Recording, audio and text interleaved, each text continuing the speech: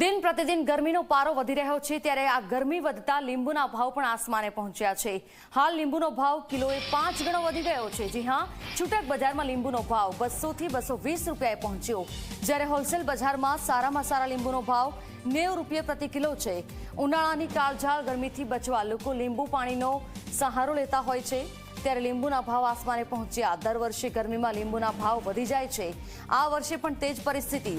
આ વર્ષે લીંબુનો ભાવ ડબલ થઈ ગયો છે। માત્ર લીંબુ જ નહીં પણ સાથે આદુના ભાવ પણ આસમાને પહોંચ્યા છે। લીલા શાકભાજીની આવક ઘટતા હોલસેલ ભાવમાં 10 થી 15% વધારો થયો છે।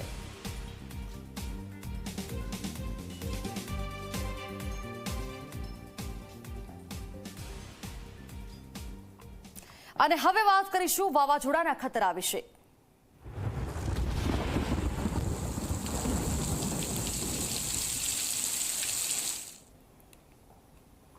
દેશમાં વાવાઝોડા સાથે ભારે વરસાદનું સંકટ તોળાયું।